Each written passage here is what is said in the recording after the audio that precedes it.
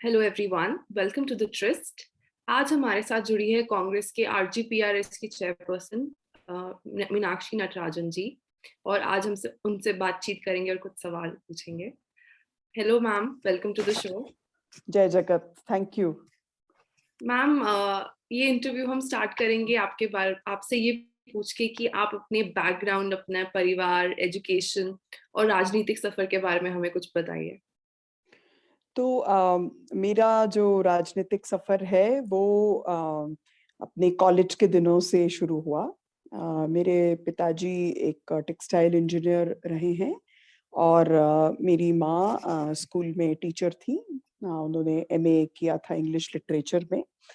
और मेरी पढ़ाई एमएससी बायोकेमिस्ट्री में हुई और फिर उसके बाद मैंने लॉ की पढ़ाई की।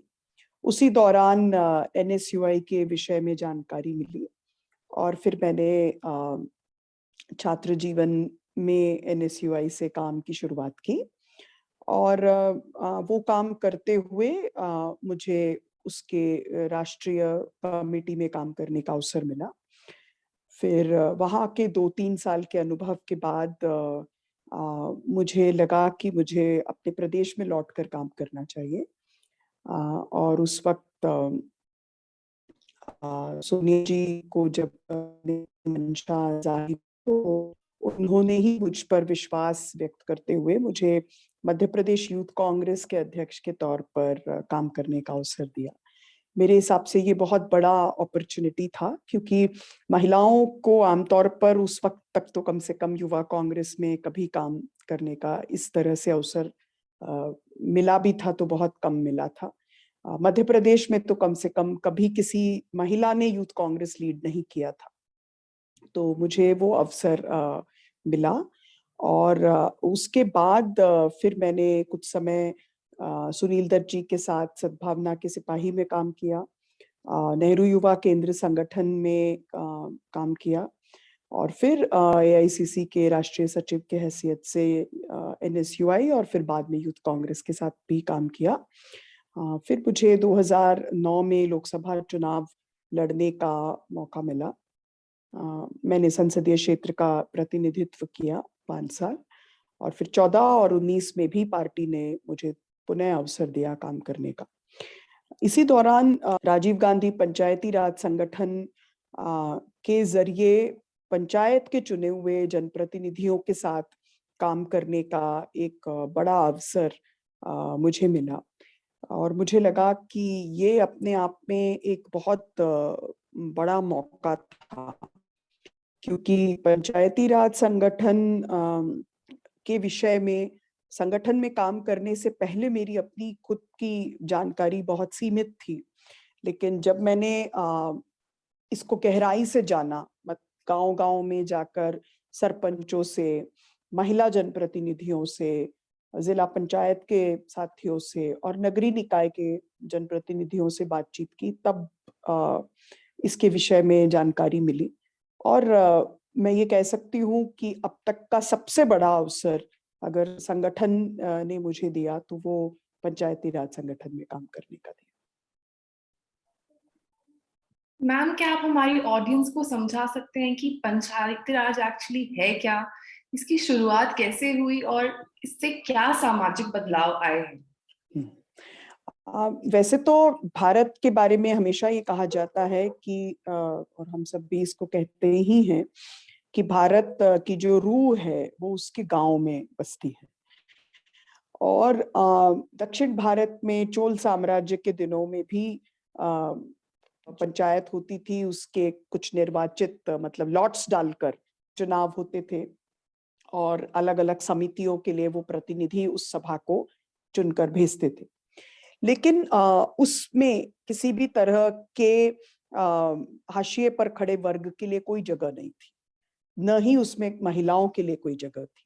न वे प्रतिनिधि हो सकते थे, प्रत्याशी हो सकते थे, न वे वोटर हो सकते थे। तो जब आजादी के दिनों में हमारा संग्राम चल रहा था आजादी के लिए, तब सबसे पहले इसके विषय में, सत्ता के हस्तांतरण के विषय में देशबंधु चित्तरंजन दास जी ने इस प्रश्न को उठाया।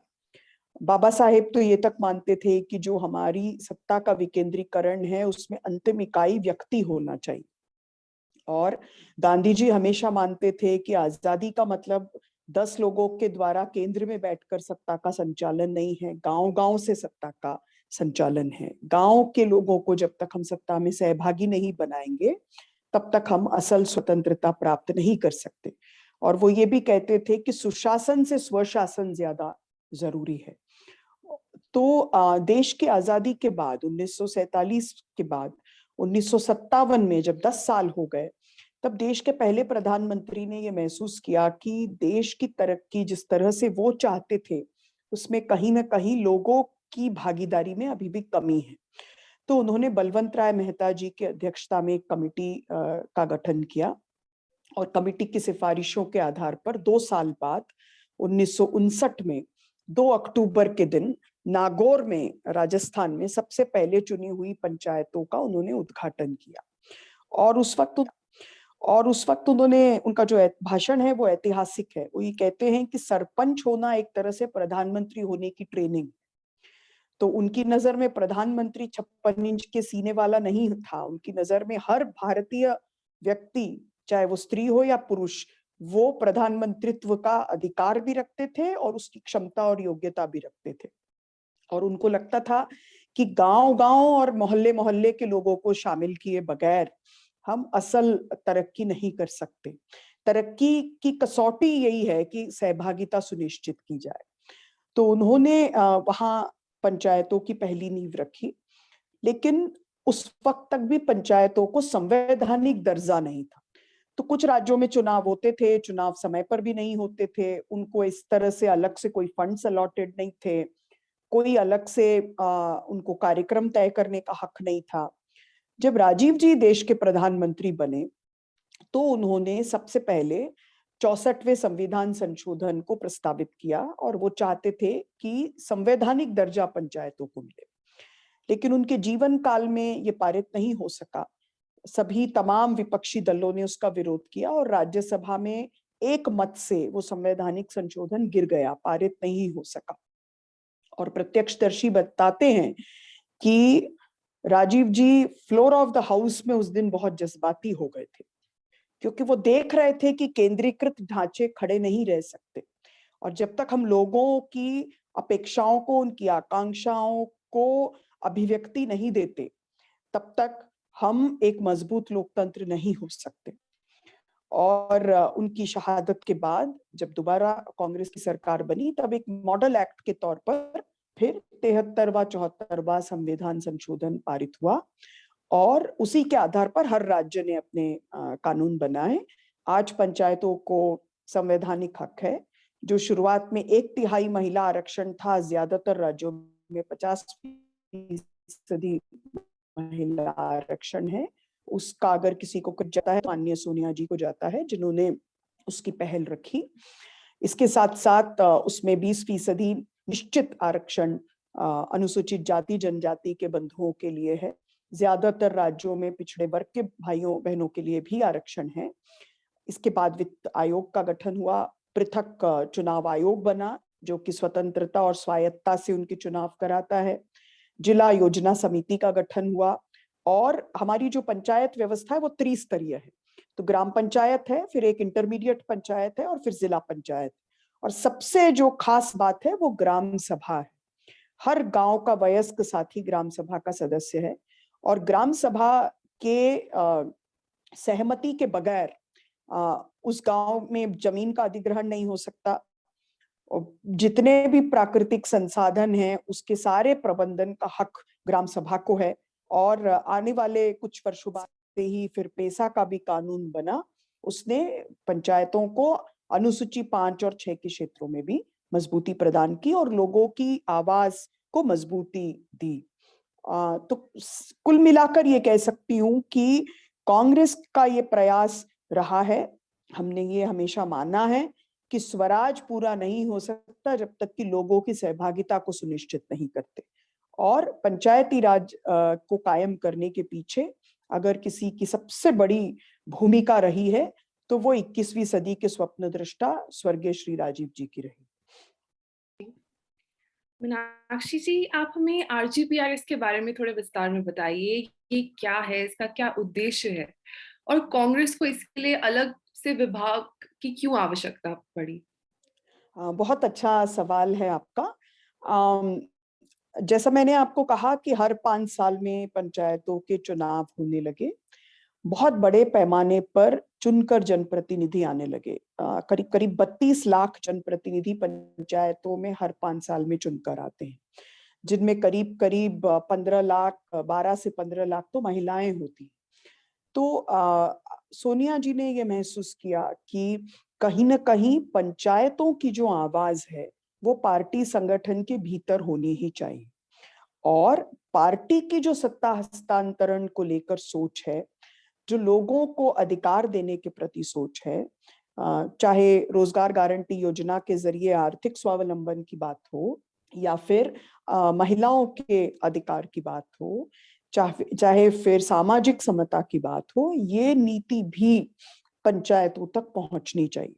और पंचायत के जनप्रतिनिधियों के साथ काम करने के लिए एक डेडिकेटेड फोरम की आवश्यकता, ताकि पंचायतों से चुनकर आए हुए जनप्रतिनिधियों को हम नेतृत्व का एक मंच सौंप सके, उनको उनके साथ मिलकर नीति विषयक मामलों में बदलाव के लिए राज्यों में प्रयास कर सके, आंदोलन के जरिए, जागरूकता के जरिए लोगों के बीच में इस सोच को गहरा कर सके।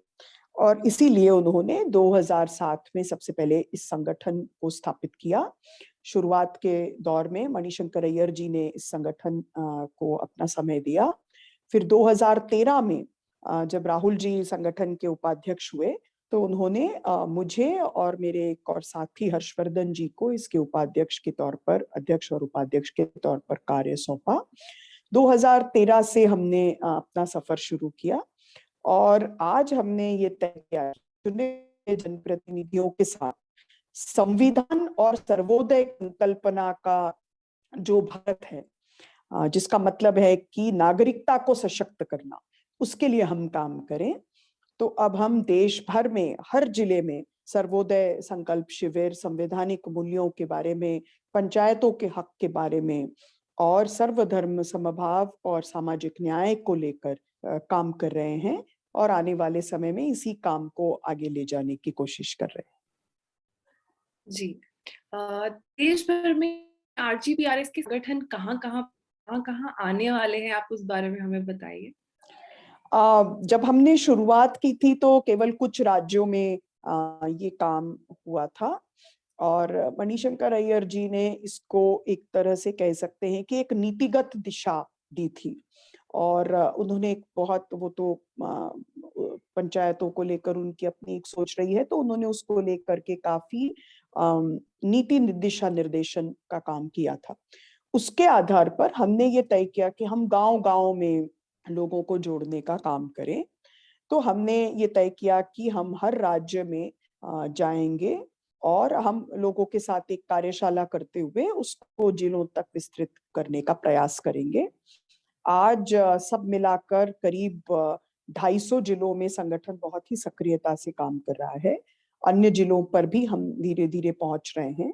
हमारा लक्ष्य है कि 2024 के चुनावों के पहले हम देश के पूरे 1 लाख ग्राम पंचायतों में जाएंगे, और वहां पर स्वराज साथी वॉलंटियर्स को अपने साथ जोड़ने का प्रयास करेंगे। मैम, आरजीपीआरएस ने अभी तक क्या-क्या काम किया है और क्या-क्या प्रोग्राम्स रहे हैं, और अगले 3 साल के क्या-क्या प्रोग्राम्स होने वाले हैं? आप उस बारे में हमें कुछ बताएं। जी, सबसे पहले तो हमने हर राज्य में और हर जिले में कार्यशालाएं करके जो सत्ता हस्तांतरण की साक्षरता को बढ़ाना जरूरी था, उस काम को किया।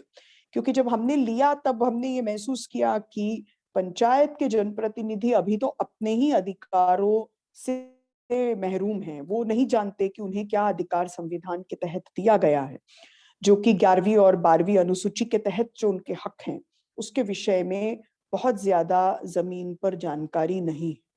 तो हमने ये तय किया कि हम सत्ता हस्तांतरण की साक्षरता को फैलाने का काम करेंगे।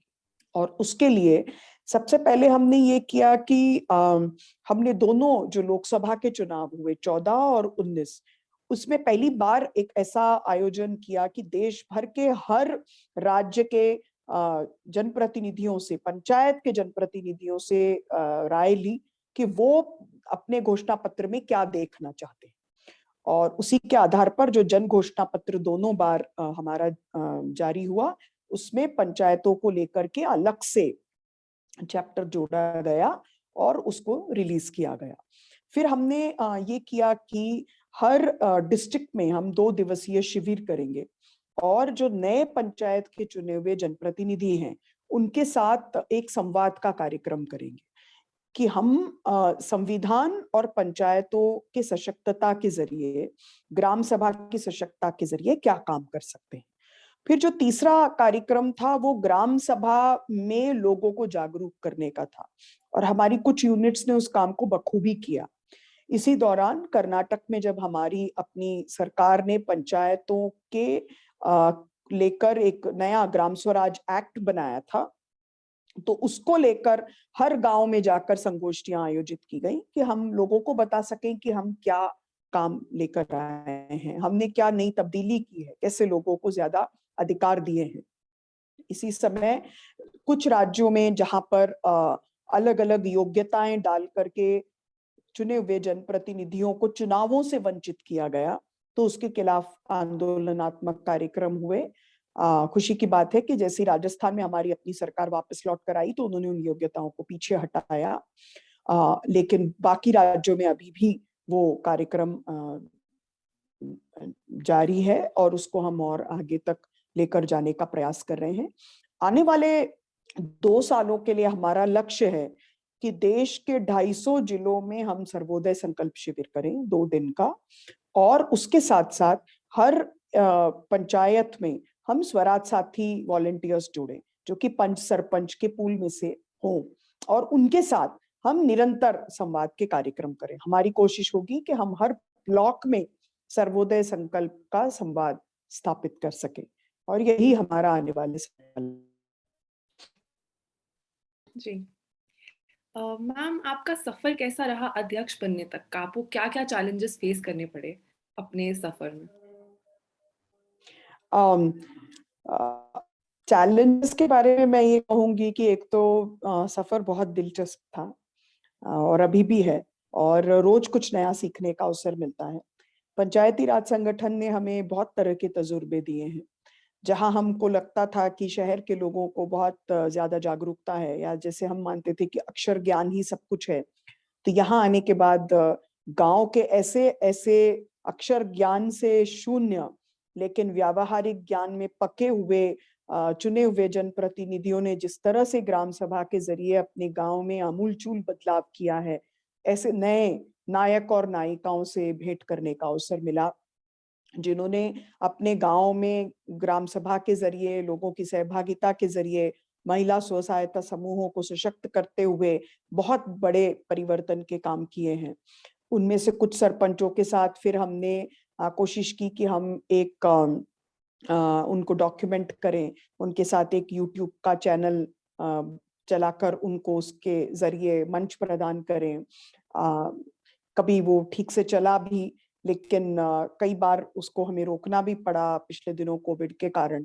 लेकिन उसके बावजूद भी हम लोगों ने ये देखा है कि अलग-अलग समय पर इस तरह की कोशिशों से एक नया मतलब उत्साह पैदा होता है कि किस तरह से गांव-गांव के लोग एक जागरूकता के साथ काम करते हैं और शहर हो कि गांव बहुत नए इनिशिएटिव्स लिए हैं। आमतौर पर मुख्य धारा के चैनल्स में केवल विधायक या सांसदों के बारे में बताया जाता है, लेकिन नेतृत्व का एक खजाना कह सकते हैं या नेतृत्व की एक खदान पंचायतों में भी है, जिसमें बहुत से ऐसे हीरे हैं जिनको अभी तक तराशा नहीं गया, लेकिन अगर उनको थोड़ा भी तराशा जाए तो वो इस देश के लिए जो काम करते हैं वो हमें प्रेरित करती है। और इसीलिए हम लोग कहते हैं कि ये हमारा जो काम है ये राष्ट्र निर्माण का काम, क्योंकि नागरिक सशक्तता से बढ़कर और कोई राष्ट्र निर्माण का कार्य नहीं हो सकता। और इस काम में कभी थकान महसूस नहीं होती, और हर दिन कुछ नया जानने समझने का अवसर मिलता है। आखिर में आपसे ये पूछना चाहेंगे कि जब से आपने ये पद संभाला है, आपने क्या-क्या नए इनिशिएटिव्स लिए हैं? आप जैसे आपसे सुनने को मिला कि ये देश निर्माण का काम है, तो कैसे ये इनिशिएटिव्स देश निर्माण के लिए कंट्रीब्यूट करते हैं? मैं ऐसे मानती हूँ कि जैसे कि नेहरू जी ने अपने किताब में और अपनी लेखनी में कहा है, और वो कहते हैं कि भारत माता मतलब भारत के लोग, और इसलिए हमारे लिए राष्ट्र का मतलब है राष्ट्र के लोग, प्रकृति और उनका अंतर संबंध। और जब तक लोग संवेदनशील नहीं होंगे, तब तक ही अंतर संबंध भी सौहार्दमय नहीं होगा। और उसको हम अभी देखते हैं कि वो कैसे फिर विकास के नाम पर तहस-नहस होता है। तो विकास की एक सही परिभाषा लोगों तक पहुंचाना और ग्राम सभा के सशक्तता के जरिए अ, स्वराज के अगले चरण तक पहुंचना, ये हमारा विजन है। और इसके लिए राजीव गांधी पंचायती राज संगठन समझती है कि सर्वोदय संकल्प शिविर हमारा उस तक पहुंचने का एक व्हीकल है। जबकि हम नए लोगों को आइडेंटिफाई करें, उनके साथ काम करें, और फिर हम ये करते हैं कि हर महीने उनके साथ एक ऑनलाइन संगोष्ठी का आयोजन करते हैं। हर महीने उनके साथ काम की एक निगरानी करते हैं, एक मॉनिटरिंग करते हैं, और हमारी कोशिश होती है कि हम इन सब के ज़रिए आने वाले समय में लोगों का एक ऐसा समुदाय तैयार करें, जो कि जो वास्तव में 73वें 74वें संविधान संशोधन की मंशा रही है, उसको आगे लेकर जाए। आज जो वर्तमान की जो केंद्र की सरकार है और ज़्यादातर राज्यों में जो विपक्ष की सरकारें हैं, उन्होंने इस पूरे ट्रेंड को उल्टा किया है। आज हम देखते हैं कि चुनाव लड़ने पर योग्यताएं लगाई गई हैं, वित्त आयोग के पैसे रोक दिए जाते हैं, चुनाव समय पर नहीं किए जाते। इसके अलावा हम देखते हैं कि चुनाव नहीं करने को प्रोत्साहित किया जाता है। पंचायतों के सारे अधिकार धीरे धीरे निकाल करके चुने हुए जनप्रतिनिधियों से लेकर के उसको अधिकारी वर्ग को दे दिया गया है। ग्राम सभाओं के सारे अधिकार हटा दिए गए हैं। भूमि अधिग्रहण जैसे कानून में जहां पर ग्राम सभा की सहमति बहुत आवश्यक थी, उसको मैंडेटरी नहीं रहने दिया गया है। आदिवासी इलाकों में जहां पर बेदखली का सामना आदिवासी इलाकों के लोगों को करना पड़ता है, आज पंचायती राज के कमजोर होने की वजह से उन्हें निरंतर हाशिए पर धकेला जा रहा है। तो ये जो सारी परिस्थितियां हैं, इनसे इन विषय में लोगों को इकट्ठा करना और इसके जरिए एक संवाद, एक माहौल तैयार करना कि जो हमारा वास्तविक हक है, जो संविधान ने हमें दिया है, वो हमें वापस मिले। इसके लिए हम लोग प्रयास करते हैं, और यही हमारे नजर में राष्ट्र निर्माण का काम। जी, आपका बहुत धन्यवाद हमारे साथ जुड़ने का और हमारे व्यूअर्स को पंचायती राज और आरजीपीआरएस के इनिशिएटिव्स के बारे में और विस्तार में बताने का। आशा करती हूँ कि सब व्यूअर्स को कुछ नया सीखने को आज मिला। Thank you ma'am. जय जगत। Thank you.